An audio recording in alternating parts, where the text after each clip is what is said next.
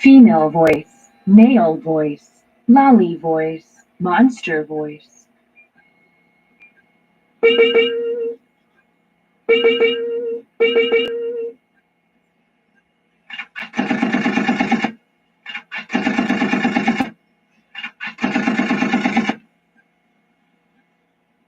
Okay, saan ang time check natin?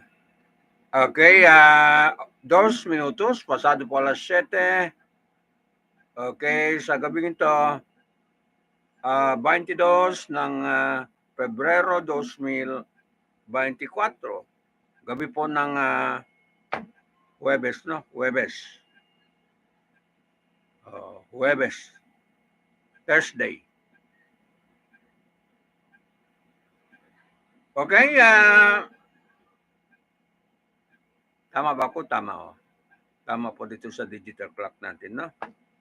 Okay, babati tayo dito sa programa, okay, Consolidated News natin, panggabi naman, no? Okay, magandang gabi, magandang good evening. Okay, Assalamualaikum warahmatullahi ta'ala wabarakatuh, mga suki, no? Okay, nandito naman tayo sa ating platform, mga ADLSNTV News Channel. Okay, sa programa pa rin ng Halo-Halo Special, Opinion, Balita at iba pa. Okay, kasama po sa serbisyo publiko, tinig ng mamamayan. And then, karamay ang ugnayan po ng mamamayan sa mga problema po, kung ano na problema ay dumarating sa atin, no? Okay, may plano itong DSW naman, mga kababayan, no? Okay. Providing rice instead of a cash to purpose is under study, but admits it is logically hard. Ang tao nga nakikita ko dyan sa pinaka-main branch po ng land bank dito sa Zamboanga City, halos mga araw-araw po nakapila dyan. Okay, ay magkuha ng 4-piece nila. Tanungin ko kung anong kinukuha nila. 4-piece daw. Okay, halos araw-araw nagpunong-puno po ang land bank main dito sa Zamboanga, no? Diyan malapit po sa Petit Barak. Malapit po sa ano ba yan? Itong mga Price of Delmar ba yan? Ayan po, mga suki, mga kababayan, no? Okay. Ay wala nang ginawa kundi nakatingala. Okay, nakatingin po sa ATM, mga suki, no? And then dagdagan po ng problema. Okay, mag-isip-isip naman po ang DSW itong si Gatchalian, mga suki, no? Okay, dagdagan mo po ang problema. Karami na ng problema ng mga magtanggap ng 4-piece. Ewan ko na lang, mga suki. Ano na kaya naisip ito ng mga, okay, ng mga pinuno natin po, yung mga department secretary, mga kababayan ito. Okay, maging palpak ito, sigurado po, mga suki, kung gagawin nila po. Instead of 4-piece, hirap na nga ang tao makakuha ng 4-piece nila. Pabalik-balik na lang dyan po sa land bank, and then dagdagan pa ng problema, no? Ay, nako. Hindi ko po maintindihan ng isip ng mga leader, okay, ng bansa natin, mga suki, no? Okay, malayo po sa mga panahon ng nakaraan administration, tungkol po sa public service. Okay, mag-text ka lang. Tinutulungan ka na kama. Punta ka doon sa ganon. Okay. Anong problema mo? Kalusugan. Punta ka lang doon. Immediately may public service po dumating sa iyo. Okay? Meron public service po na okay, igagawad sa iyo, ibigay sa iyo, mga kababayan, no? Okay. Nangyari na sa akin. magtawag lang ako sa mga staff nila. O agaran po ang tulong ay darating sa iyo mga suki. Bigbigyan ka lang ng mensahe. Ay ipapakita mo lang doon ang mensahe po sa mga sa mga ground worker tulong sa iyo. Napakabilis po mga suki. No? Kaya na-miss ko. Okay, yung previous 6 na taon po, administration po ni Tatay Digong ko, napakabilis pag public service ang kailangan mo. Ayan. Hindi, walang kahirap-hirap. Text ka lang. Dumarating na po ang public service sa iyo mga suki, mga kababayan. Na? Ayan. Hindi katulad ngayon ako. Ewan na lang mga suki. Na? Oh, talagang malas ang Pinoy mga suki, mga kababayan. Okay. Sige mga suki na. Okay, malas talaga. Sige. Female voice. Male voice. Lolly voice. Monster voice.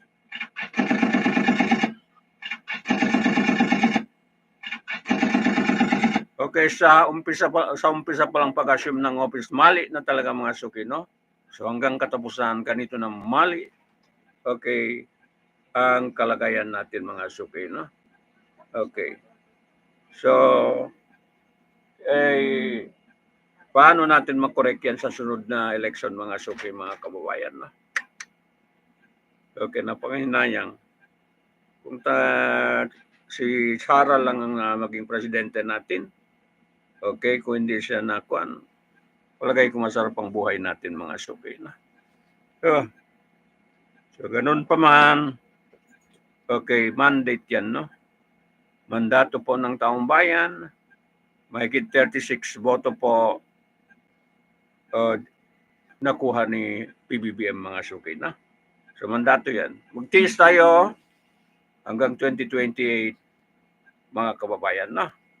So by midterm mag-election, so mamili pa rin tayo ng kung sino maasahan natin po ng makatulong po sa sambayanan ng Pilipino.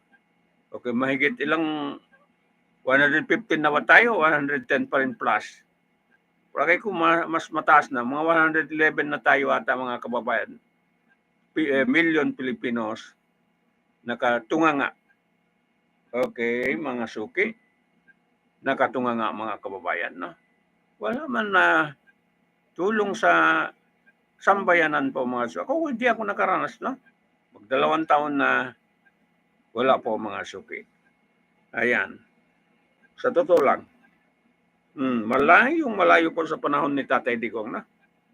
Ayan. Okay. Kaya nga, ewan na lang mga suki, no? Okay. Sige. Mag-post muna tayo. And then parinig natin po si Professor. Okay. Lumumba po ng sikat yan sa mga African nation itong si Lumumba mga kababayan, na. Pagyan natin kanyang sinabi. Okay.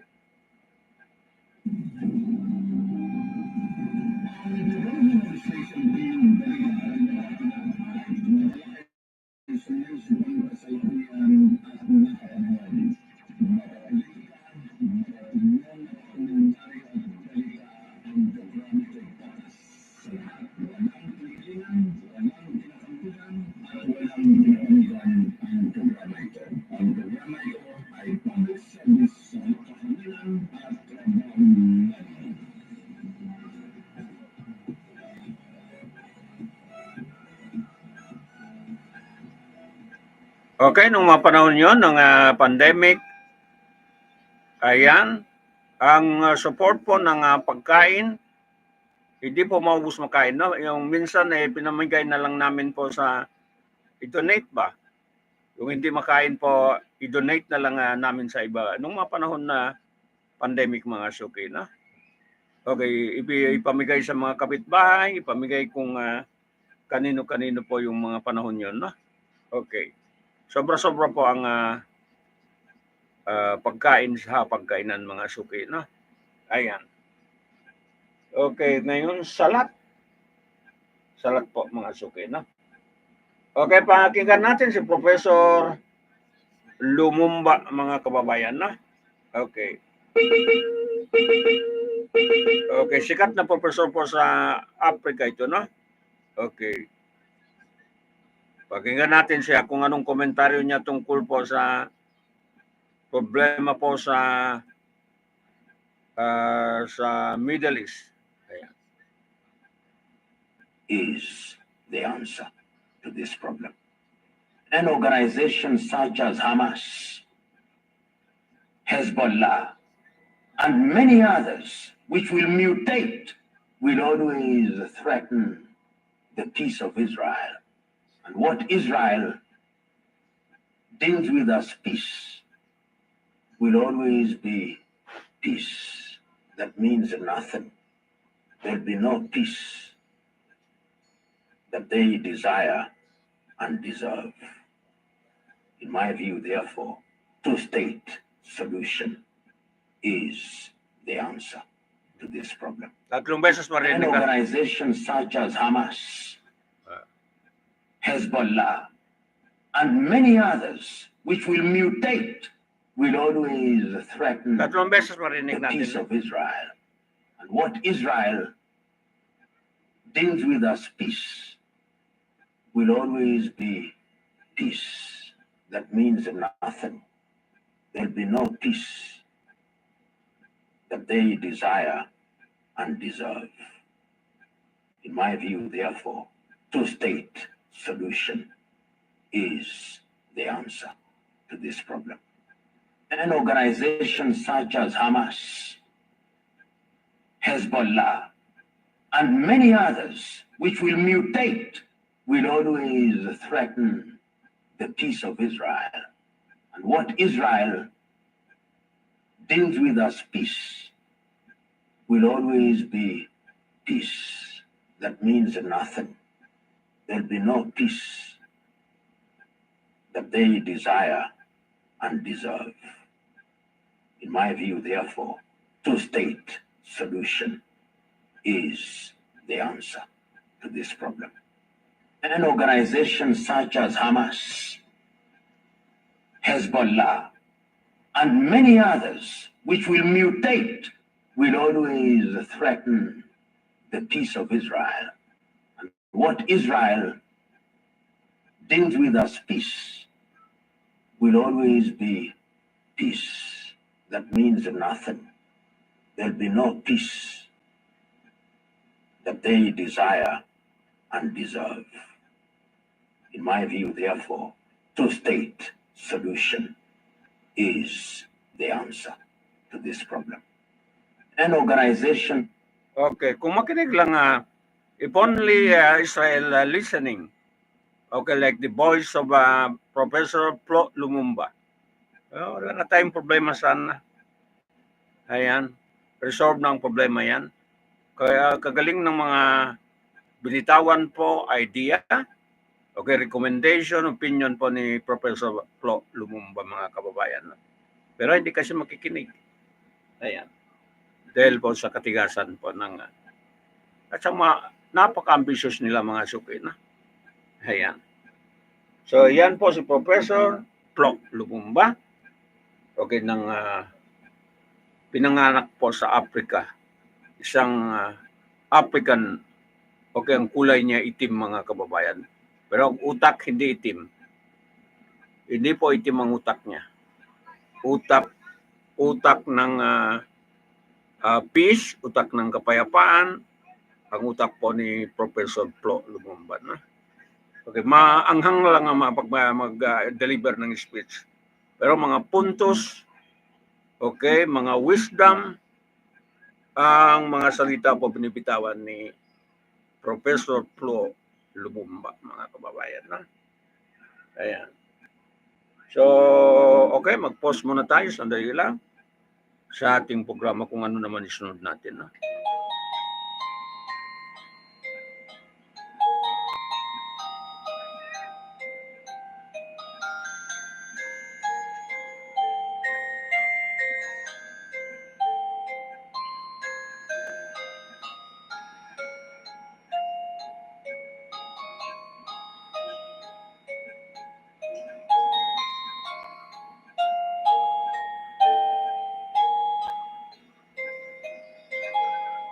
Okay, dagdagan natin si Flo Lumumba, mga isa lang.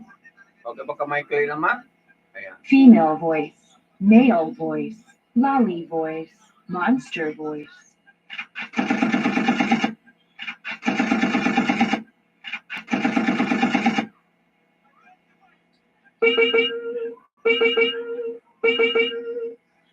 Okay, wala lang talaga pag-asa ba? Okay, wala lang pag-asa maging pinuno mga suki, no? Ayan. No matter how good you are, if you stay for too long, you spoil it. A good dancer must know when to leave the stage. No matter how good you are, if you stay for too long, you spoil it. A good dancer must know when to leave the stage. No matter how good you are, if you stay for too long, you spoil it. A good dancer must know when to leave the stage. No matter how good you are, if you stay for too long, you spoil it. A good dancer must know when to leave the stage. No matter how good you are, if you stay... Okay, ang sinasabi niya rito, pag leader ka ba, huwag ka na mag-stay ng mahaba, napakahaba dyan. Pag tapos ng term mo, iwanan mo. Iyon ang ibig niya sabihin, no? Huwag ka na magpakatagal, sakim ka pa sa kapangyarihan, mga suki, no? Okay, pag matapos ng term mo, halimbawa dito sa Pilipinas, 3 term ka lang, exit ka na ng graceful exit, no? Okay, yung hanap ka ng paraan, paano ka, kahit mag-exit ka, mamahalin ka pa rin mga suki. Huwag ka na mag-extend and then maging masama ka. Iyon po ang ibig sabihin ni Professor Flo Lumumba, mga kababayan. No? Diba, maganda? Pero ang iba ayaw na ng taong bayan. Gusto pa rin manatili po sa kapangyarihan, mga suki. No? Ayan. So, yan po ang mga advice po ng mga magagaling na thinker. Okay, mga political thinker, mga suki, no? Mga political advisor. Ayan. Napakaganda nga sinabi po ni Flo Lumumba, no? Okay, ito ulitin natin. Take for too long, you spoil it. A good dancer must know when to leave the stage. No matter how good you are, if you stay for too long, you spoil it. A good dancer must know when to leave the stage. No matter how good you are, if you stay for too long, Okay, ako nga, one term lang na mga suki, no? Kung hindi ko ma-prove na maganda ko, mabait ako tao, okay, magaling ng pinuno, okay, kahit pa hindi matapos ko ang term ko, mag-exit din ako, mga kababayan, no? Kung ako ba pinagbigyan ng pagkataon, ayan, kahit isang term lang. Okay, kung halimbawa ang first year ko, second year ko ay hindi rin ako mag-deliver, ay kusa ako mag-exit din, mga suki, na. Ayan. Iwanan ko ang kapangyarihan ko. Kung sana, madali ba pagkuha ng mga, madali makuha po ay pagkapinuno, mga suki. Mahirap lalo na po sa atin. Napakahirap po magkuha ng pagka-leader, mga suki, na. Ayan. So, ayan. Okay, sandali lang. Okay, push muna tayo, mga kayo. Lesson na lang, mga trabaho natin, no? Kasi news ay araw-araw na lang news. Okay, wala kang makuha ng mga kabutihan. Okay? Hindi naman natin ibig sabihin iwanan natin ang news, no? Pero pag mix natin, kasi halo-halo special, opinion, balita, di ba pa, no? Okay, maraming sakop ito ng programa natin. Ayan. Hindi lang balita, hindi lang kung ano-ano, pati po mga educational kaalaman. Okay, makuha natin dito, no? Ayan.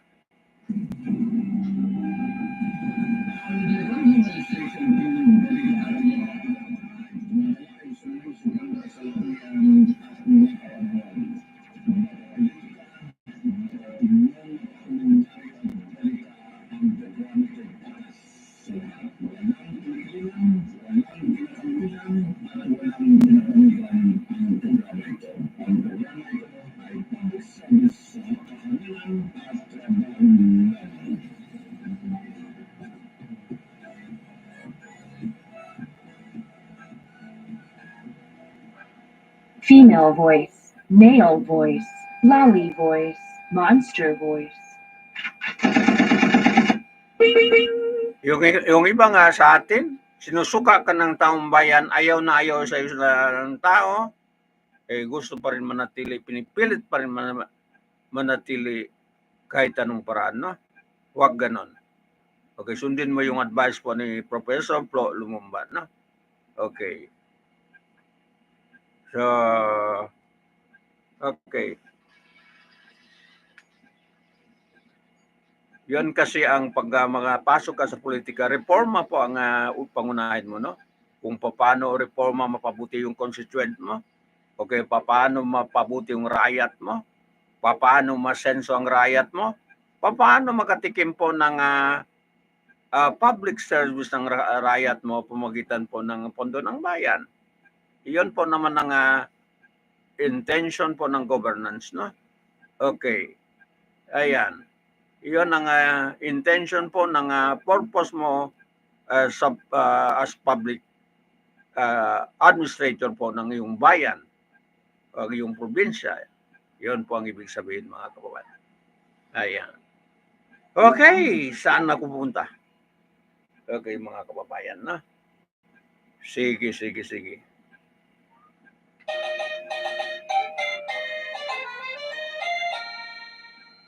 Okay.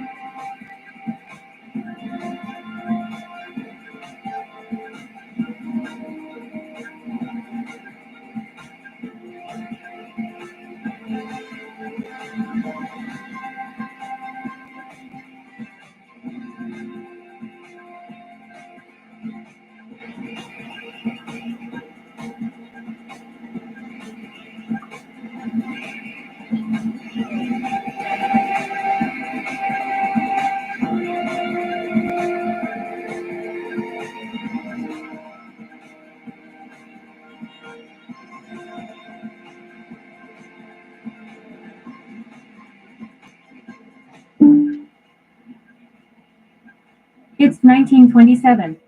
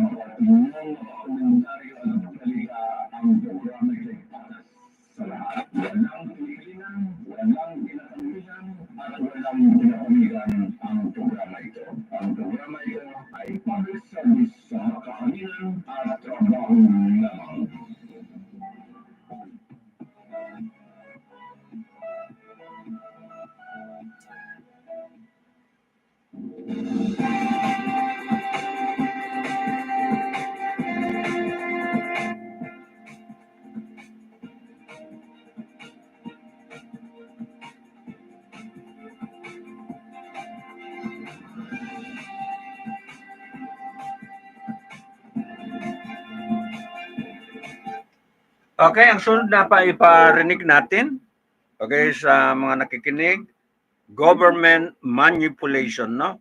How the government manipulates facts. Ito po ang marinig natin na ito po mga suki, no? Okay, sige. Ayan. Pagtabot na.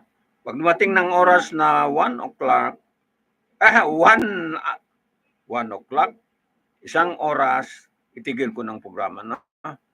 Ayan, pakinggan natin ito. These days, we have 24-hour news. The sound bites never stop, and the wars never stop. Iraq, Afghanistan, Palestine. This film is about the war you don't see.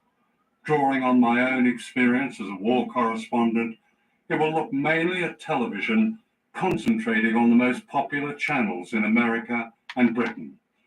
The film will ask, what is the role of the media in rapacious wars like Iraq and Afghanistan? Why do many journalists beat the drums of war, regardless of the lies of governments? And how are the crimes of war reported and justified when there are crimes? A pioneer of modern propaganda was this man, Edward Bernays. Bernays invented the term public relations. He wrote, "The intelligent manipulation of the masses is an invisible government which is the true ruling power in our country." He was part of a secretive group called the U.S. Committee on Public Information, set up in 1917 to persuade reluctant Americans to join the war in Europe. Edward Bernays and Walter Lippmann go to Woodrow Wilson and say, look, man, if you're going to enter into this war, we are going to need to sell this war to the American people. And so Wilson institutes and creates the first modern propaganda machinery. It was actually quite brilliant in its conceptualization, so that the best way to persuade people is to grab them by their emotions, by their unconscious and instinctual urges. Let's not bother with pumping out facts. Let's scare the hell out of people. A picture of the Statue of Liberty in tatters, crumbled into the New York harbor with German planes flying around it. A picture of the world being gobbled up by the bloody hands of a gorilla wearing a German helmet. So, it's not about facts anymore. The facts don't matter. For Edward Bernays, public relations was like a war on people, on bending their will. He persuaded women to smoke at a time when smoking in public was not considered ladylike. He convinced a group of debutantes to parade along Fifth Avenue, holding up Lucky Strike cigarettes as symbols of women's liberation. To his delight, the press called these torches of freedom. What he was interested in doing was creating an association between a product, in this case cigarettes, and the desire for women's liberation. It worked in the sense that it got lots of news coverage. It worked in the sense that women started smoking publicly, and in fact, smoking became a symbol of the new woman, of the emancipated woman.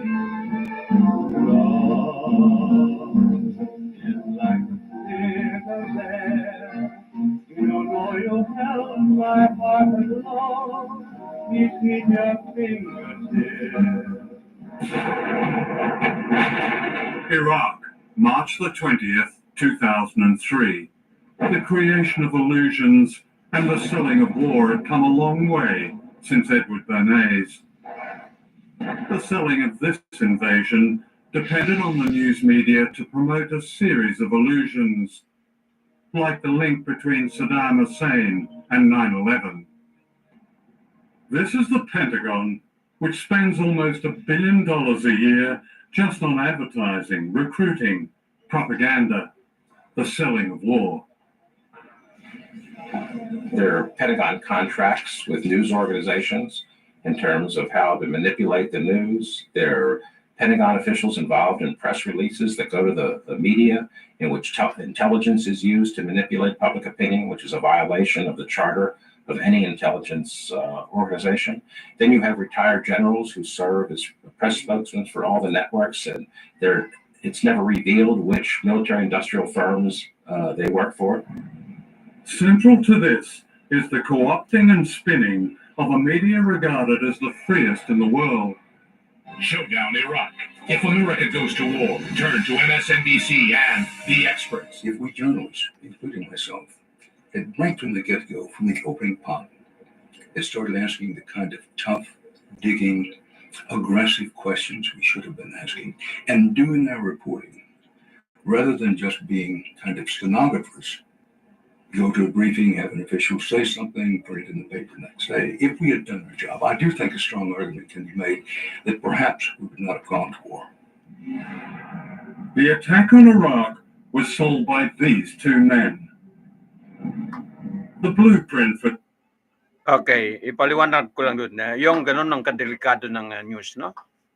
Okay, mag-manipulate ng news, okay, ng balita, and then kumitil ng maraming buhay po sa kapwa mga suki, na. Okay, kailangan kasi tayo mga taga-pagbalita, may puso tayo, na. Okay, may puso ng kapayapaan, okay, puso ng maawain, puso ng matulungin po ang dapat ang puso po ng mga tagapagbalita, na.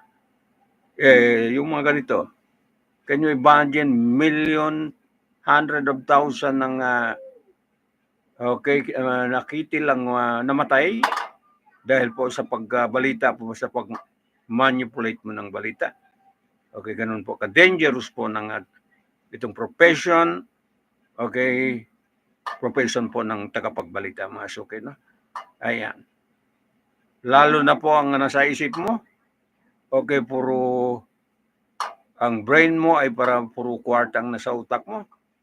Okay? Para karangyaan lang. Napakadelikado po ang news, na. Ayan. Okay, so go ahead. The invasion was this military doctrine called shock and awe, designed to paralyze the country and destroy food production, water supply, and other civilian infrastructure. The effect would be similar to the dropping of the atomic bombs on Japan. This was terrorizing people on a grand scale, and it would be covered up by deception in massive amounts. But this was not how it was reported at the time.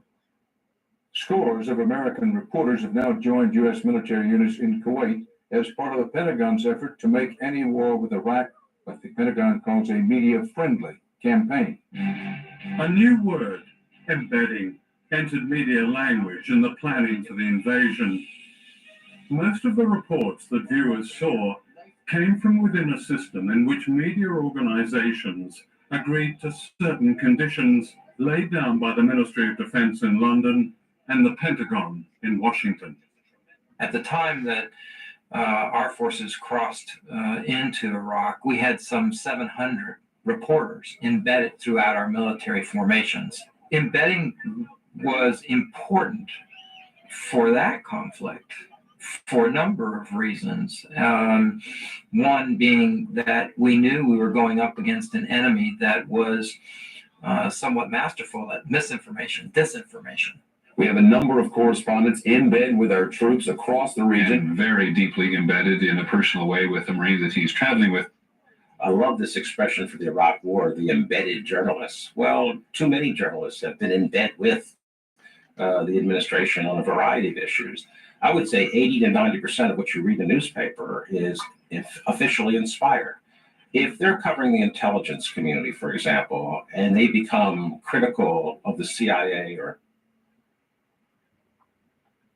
major intelligence organization, they're going to lose their sources. If they become critical of the Pentagon, it's going to be very difficult to get into the Pentagon to deal with official military sources. So I think journalists like to be part of the game, part of the inside crowd, and therefore the conventional wisdom is the best wisdom.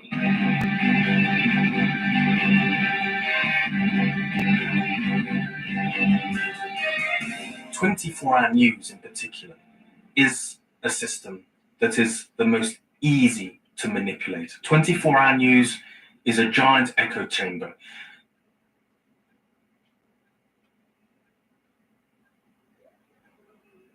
So that's why, for example, Basra was reported as having fallen 17 times before it actually fell. And yet,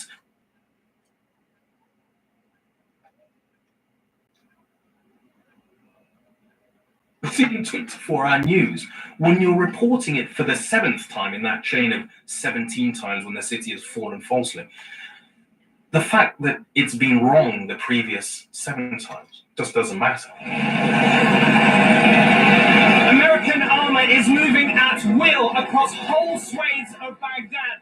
This is Raghi Omar reporting for the BBC from Baghdad. He describes the arrival of the Americans as a liberation.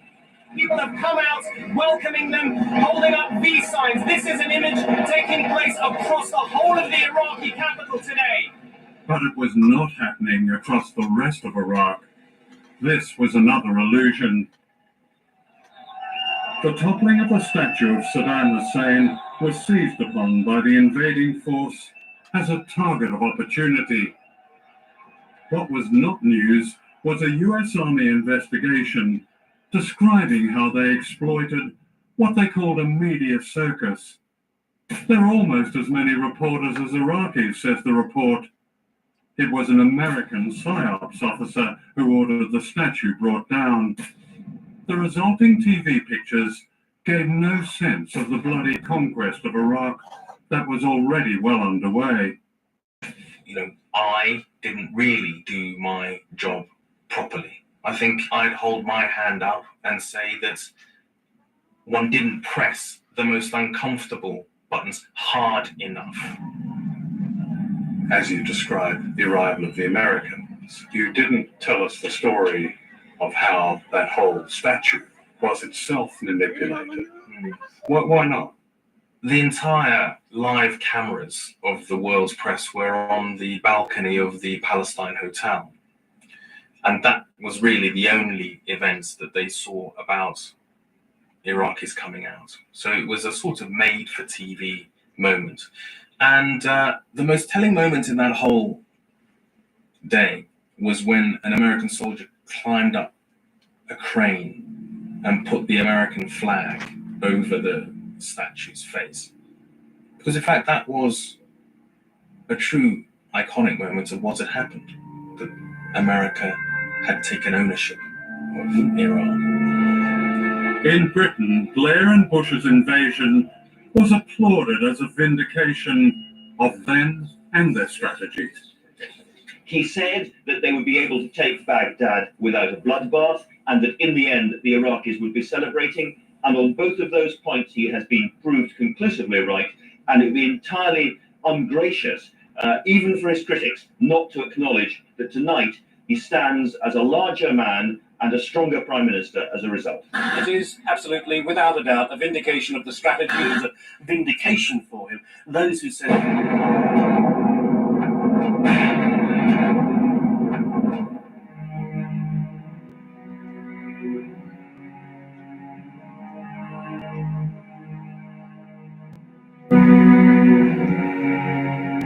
Should they, use a Moab, the mother of all bombs, and a few daisy cutters, and, let's not just stop at a couple of cruise missiles. I've fallen almost in love with the F-18 Super Hornet because it's just quite a versatile plane.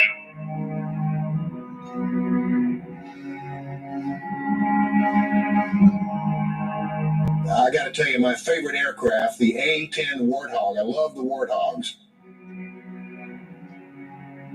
The war we don't see in Iraq is largely the massive toll on civilians in Iraq, where daily, even now, people are being killed and wounded because of this occupation. Oh my God! Seeing what I see, contrasting that with what has been reported by most of the mainstream, it's like two completely different worlds.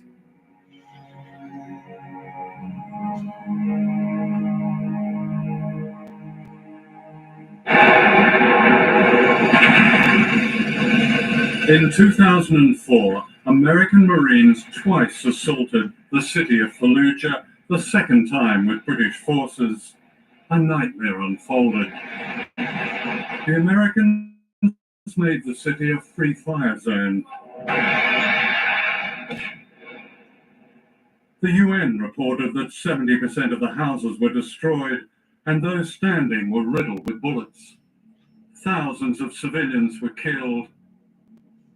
Little of this was shown on the majority TV networks in Britain and America. That the Americans met courageous resistance was not news at all. Viewers did not get a sense of the sheer scale of the suffering of ordinary people. This remarkable film from inside Fallujah was made by an American, Mark Manning, with Rana al-Ayubi, an Iraqi. It has never been shown on television. In the wars of today, it's often daring, independent filmmakers like these who give the victims a voice.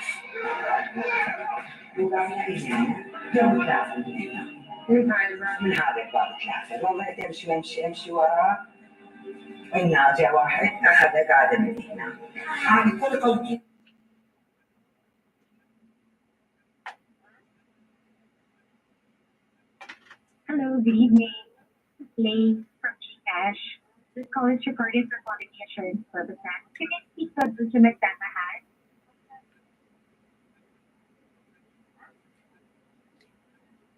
Hello? Nakakapasok po kayo? Regarding as of date, wala pa rin natatanggap na payment for your overdue account. Ang outstanding balance ay 107 pesos and 68 centavos.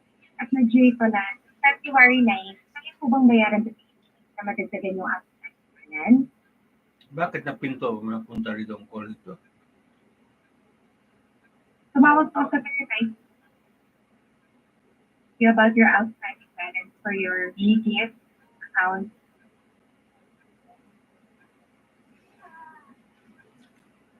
Mababayaran niyo po ang GTF ngayong araw? Sige po. Okay, tumawag po kami to reply. Do demand that about the account and cash. Hindi po kami account information. Pero pakikisunin na lang po sa akin. Pakisabi na lang po sa akin na naka-receive na kayo ng account and cash. Thank you for taking my call.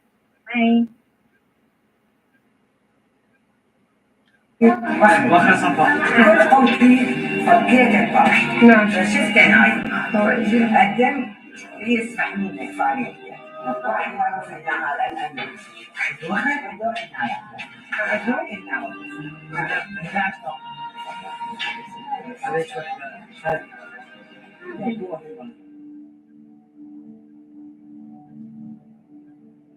American journalist Dar Jamal also entered Fallujah independently and revealed that the Americans had used white phosphorus and attacked civilians. His eyewitness dispatches and photographs contradicted the version many people saw and read, but were not published in the mainstream media. I have photos of trenches being dug, and I watched them burying people there and put little makeshift gravestones, writing anything to try to identify the people. And I walked the rows of these stones after the April siege with one of my interpreters while she read old man in tracksuit with a key in his hand, mother and two children. These were the identifying markers, and these are clearly civilians. What does embedding do to journalists themselves? An important distinction between embedded journalists and independent journalists is that when you choose to embed, you're giving the military the full power to control where you go, how you get there, what you see, and when you see it, and in a lot of instances, even how you're going to report that. Hundreds of thousands of people were forced to evacuate the city, refugees in their own land. They were given nowhere to go. Many are still unable to return. يعني ما يستهلكش يعني الحكومه شلون تقبل يعني يطلعون دول المجاهدين ويقولون هاي ارهاب ليش واخوانك ما يقولون عن الحكومه عن هذول الكفره اللي جو يقدروا العراق ما يقولون لهم ليش هالعمل هذا ليش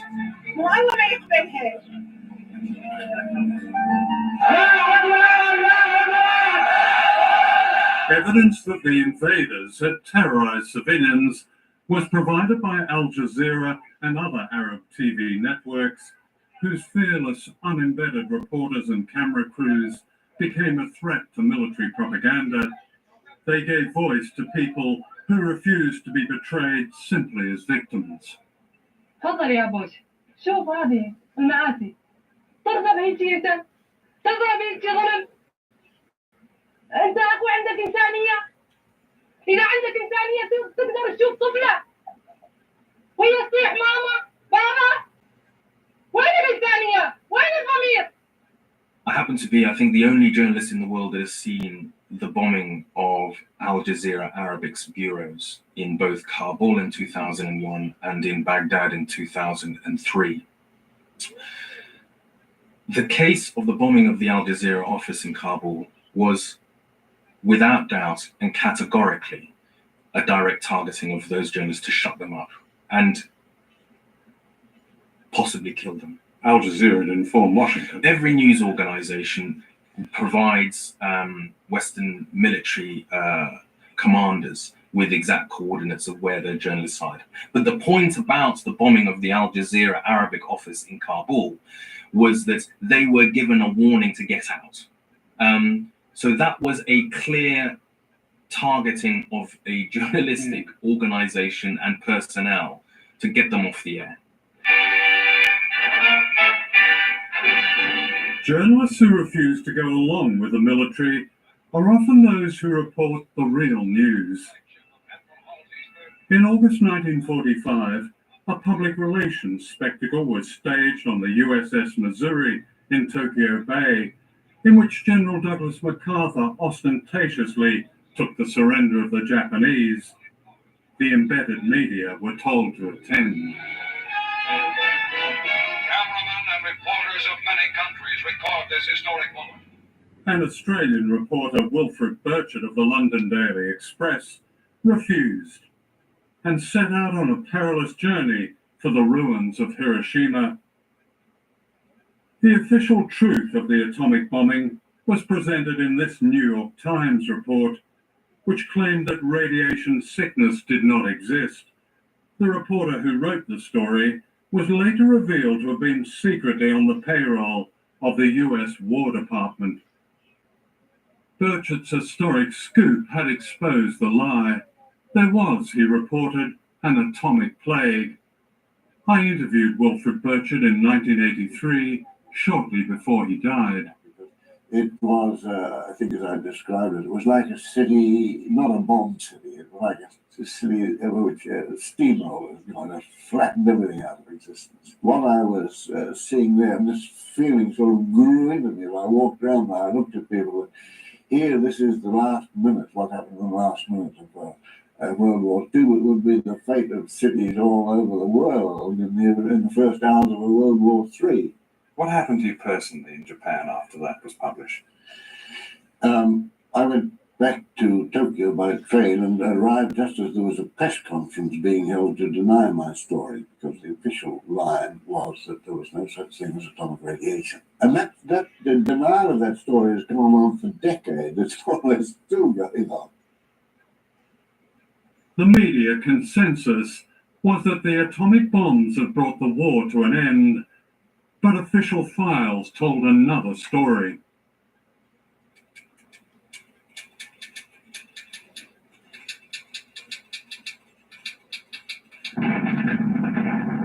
A nuclear race had begun, and the Cold War followed.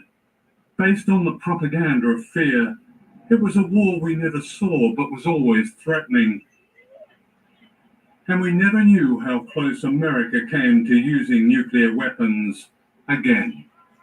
What follows is a secret conversation in 1972 between President Richard Nixon and Henry Kissinger, taped in the White House.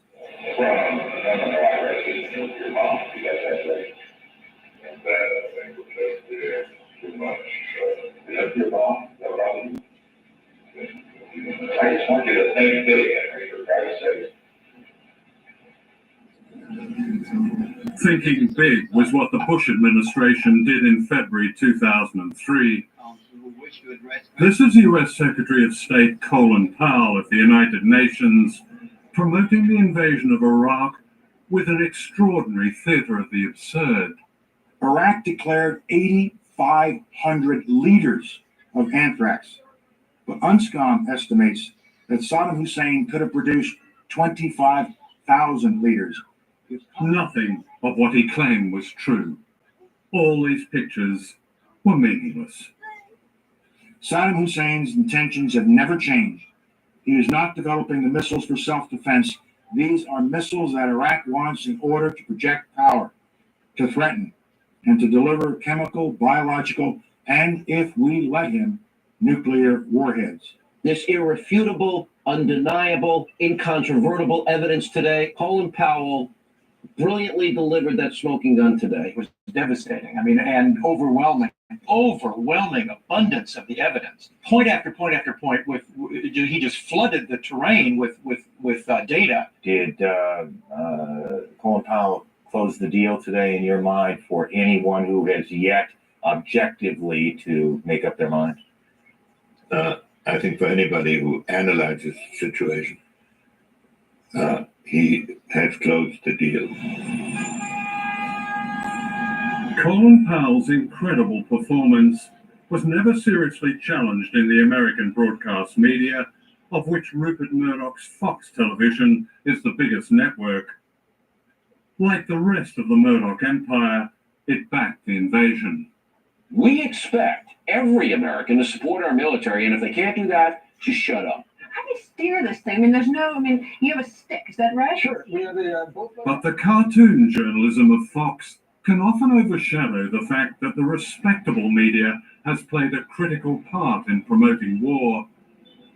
Like Fox, the celebrated New York Times published the false claims that Saddam had weapons of mass destruction. The paper apologized to its readers 1 year later. In Britain, The Observer, another respected liberal newspaper, published the same false claims. David, you've written about your articles in The Observer in the build-up to the Iraq invasion, that you feel, and I quote you, nauseated, angry, and ashamed about what you wrote. What did you mean? It's now, and has been for a number of years, very painfully apparent that the facts that I believed to be true in those articles were not true. They were a pack of lies fed to me by a fairly sophisticated disinformation campaign. But didn't it occur to you that these people were professional liars? I overcame what should have been stronger doubts. I can make no excuses. I should have been more skeptical. I mean, you finished off one of your articles by expressing almost a little editorial at the end, which you wrote that for the West, Iraq was, and I quote, an ideal place to establish a bridgehead. There are occasions in history, you wrote, when the use of force is both right and sensible. This is one of them. I mean, in essence, you were advocating an attack on a defenseless country. That's quite something, isn't it? What has happened, the enormity of what has happened in Iraq is far bigger than, my own embarrassment, my own feelings. And what happened was a crime. It was a crime on a very large scale. Does that make a journalist's accomplices? Yeah, broadly. Unwitting, perhaps, but yes. This CBS News special report is part of our continuing coverage of America at War. Here is Dan Rabbit. For 24 years, the most famous news anchor on American television was Dan Rather. Your own career is remarkable for many things, but one of them in that you have stood up to power. Your questioning of Nixon, which I remember back in '74, and also your interview over Irangate with Bush Sr. But then later on, you appeared famously on the David Letterman show, which I happened to see, and You said George Bush is the president. He makes the decisions, and as just one American, wherever he wants me to line up, just tell me where, and he'll make the call. Why did you say that? This was in the almost immediate wake of 9/11, and that's the way I genuinely felt. I was responding as an American citizen in a personal way, and I have said that whether those of us in journalism want to admit it or not, then at least in some small way, fear is present in every newsroom in the country. A fear of losing your job, a fear of the institution, the company you work for going out of business, the fear of being stuck with some label, unpatriotic or otherwise, that you will have with you to your grave and beyond.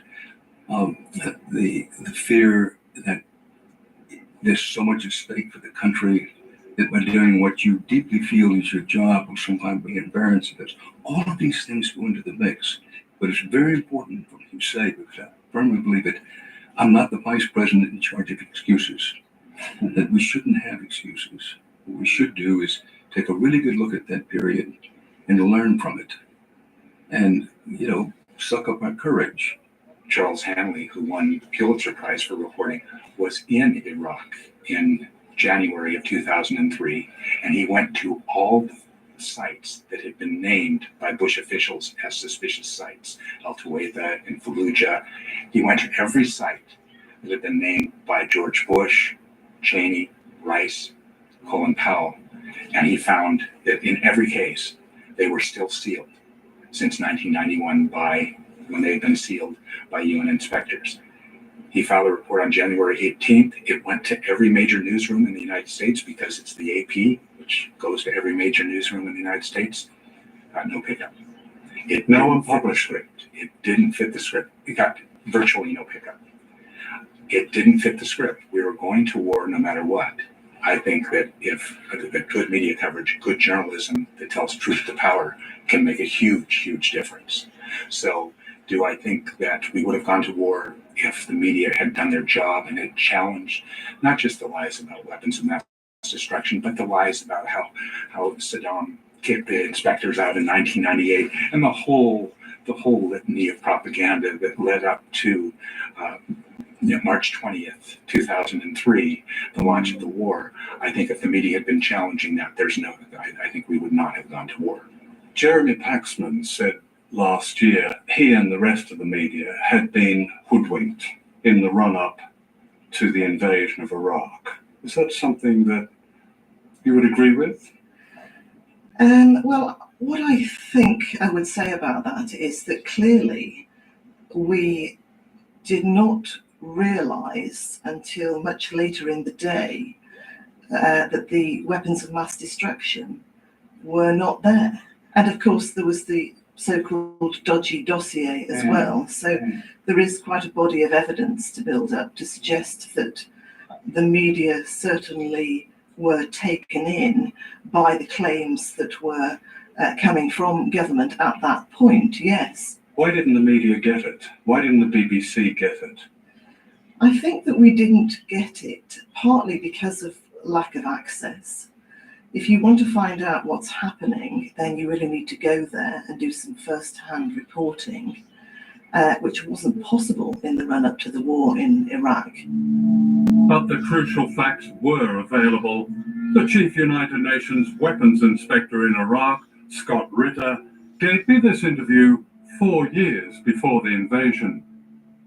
In 1991, Iraq had significant capability in the area of chemical weapons, biological weapons, nuclear weapons production capability, and long-range ballistic missile manufacturing capability. By 1998, the chemical weapons infrastructure had been completely dismantled or destroyed by UNSCOM or by Iraq in compliance with UNSCOM's mandate. The biological weapons program had been declared in its totality late in the game, but it was gone. All the major facilities eliminated. The nuclear weapons program, again, completely eliminated. The long-range ballistic missile program, completely eliminated. All that was left was the research and development and manufacturing capability for missiles with a range less than 150 kilometers, a permitted activity. everything that we set out to destroy in 1991, the physical infrastructure had been eliminated. So if I had to quantify Iraq's threat in terms of weapons of mass destruction, the real threat is zero, none. The former chief weapons inspector, Scott Ritter, was saying as early as 1998 that Saddam Hussein was completely disarmed. Scott Ritter, I think, appeared in 2003 twice, and once at 3 in the morning on BBC 24 News. He was a vital expert witness, and there were others.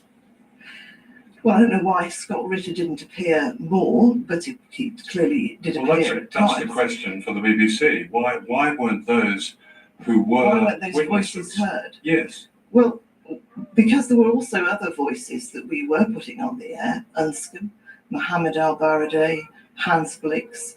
So we were actually listening to those voices. But yeah, I think you've got a good point. You know, why didn't we? It's a question that we asked ourselves afterwards. Why was it that we didn't discover this first? Didn't discover the state of Saddam Hussein's weapons of mass destruction?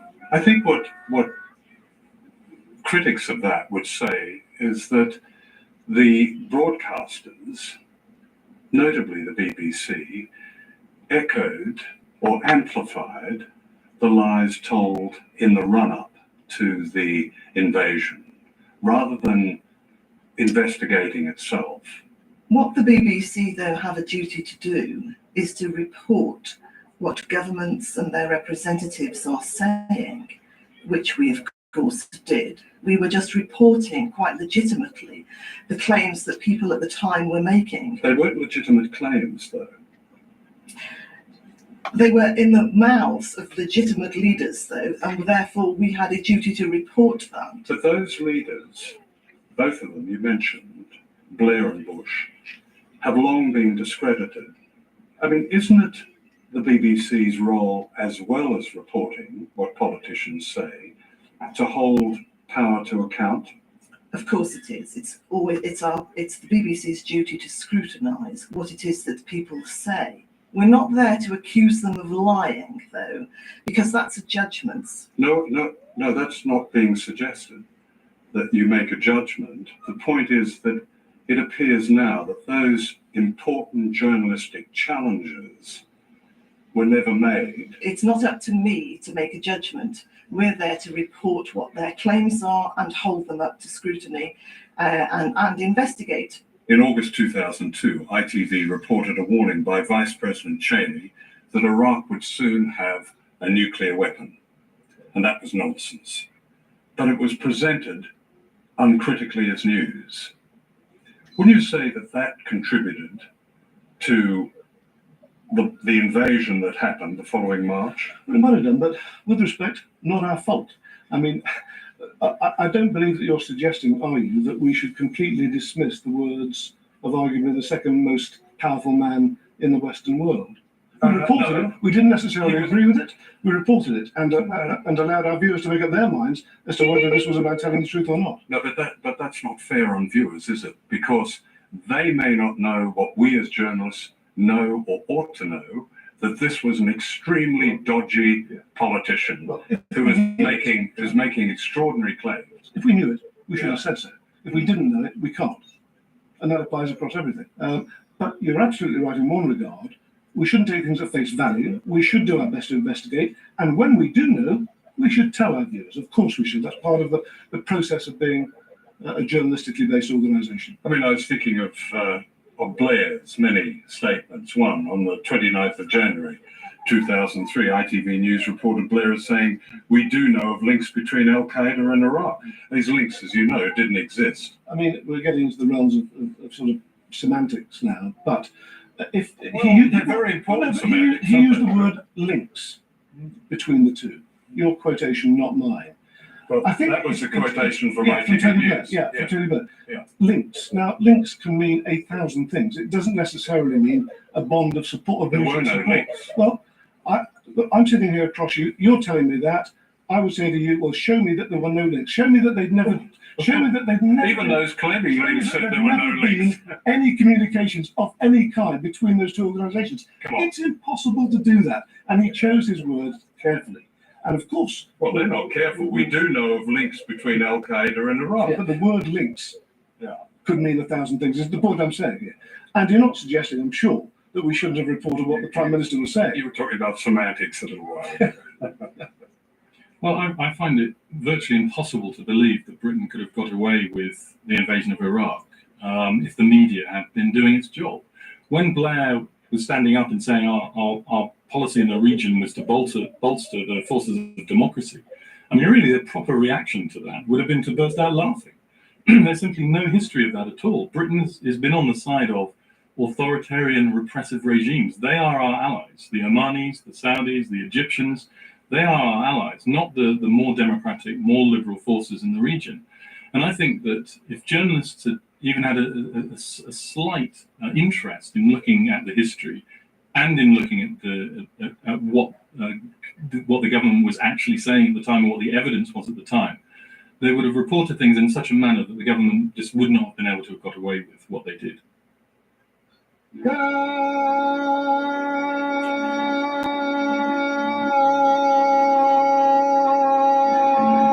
Good morning, Vietnam. Welcome to the Dawn Buster.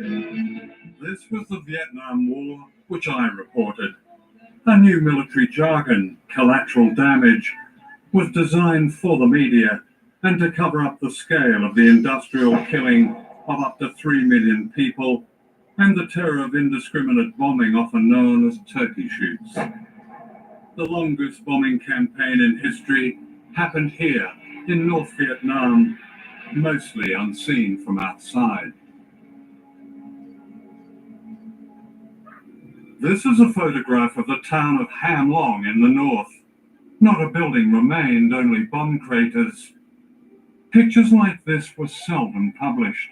Vietnam was the blueprint for the wars of today. Murder and destruction replaced military tactics. Almost every man, woman, and child became the enemy.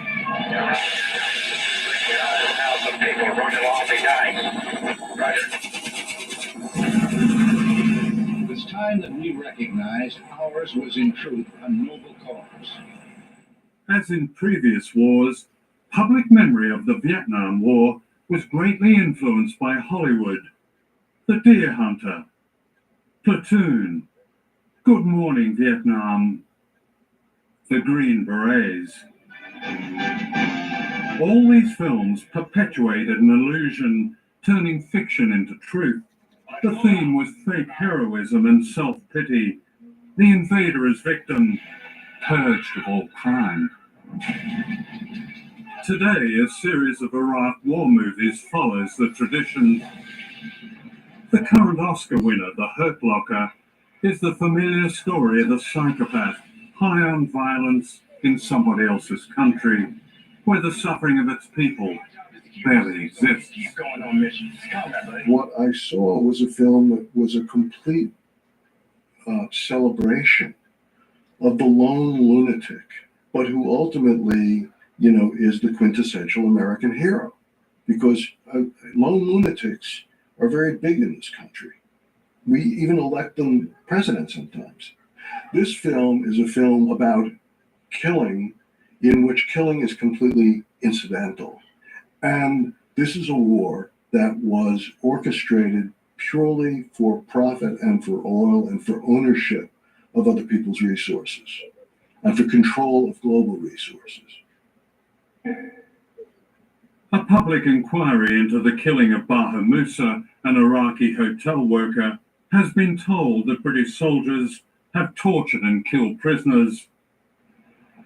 Phil Shiner is the lawyer acting for more than 100 Iraqi families. Modern democracies don't leave marks, so stealth torture. And so the things that we developed, and we weren't alone, the Americans did the same officially, are much more subtle.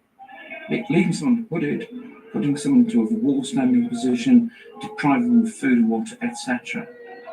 My clients complain of every type of threat. That your women will be brought here and raped in front of you, that death threats, you'll be transferred to Guantanamo Bay, and frankly, people should be prosecuted for a lot of things that I'm talking about in criminal courts, not military courts. You can't have soldiers prosecuting other soldiers being tried by a panel of soldiers. The court-martial system, in my view, has utterly failed. That's got to go. You need the people who are complicit in it all. You need them prosecuted. What role do you think embedding plays in this? Well, the problem with embedded journalism is all we're seeing is the point of view of the troops. We're not seeing or hearing from the civilians who are on the wrong end of their tactics. So let's take detention. It seems clear that British forces in Iraq killed many people, maybe hundreds of civilians, when they had custody of them, and did the most extraordinary, brutal things involving sexual acts, etc. Embedded journalism is never, ever going to get close to hearing the story of those Iraqis.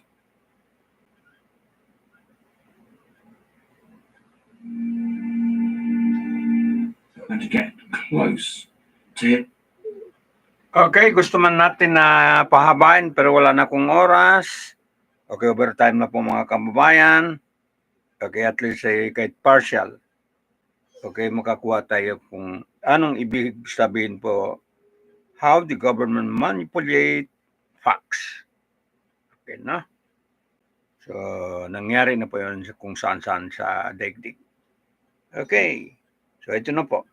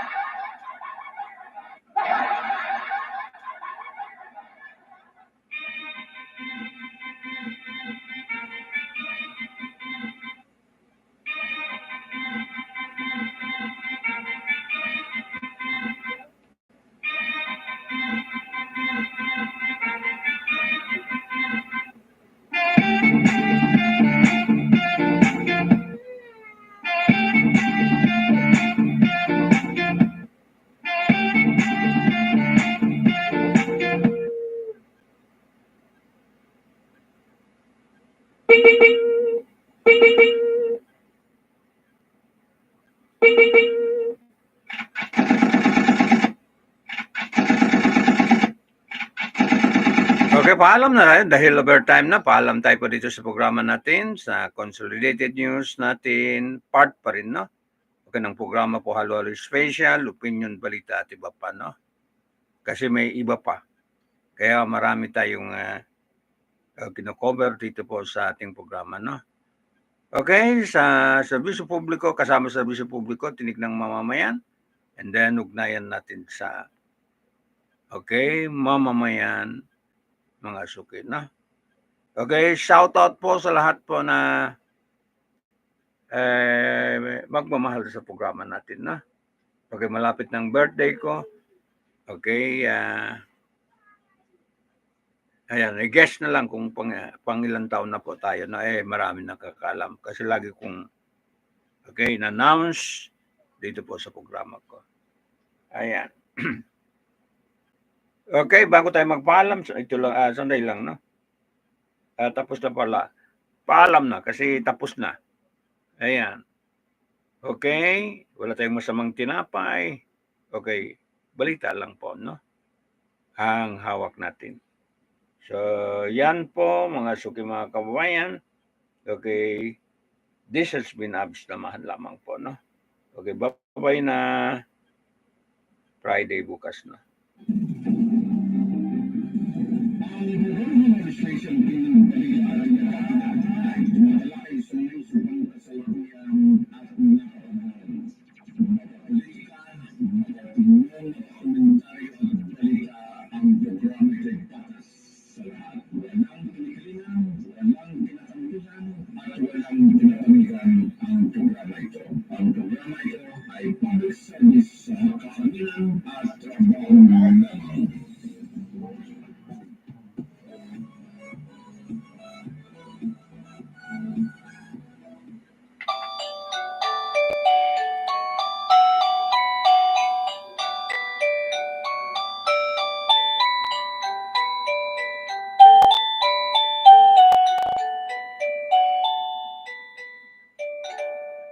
female voice, male voice, lolly voice, monster voice.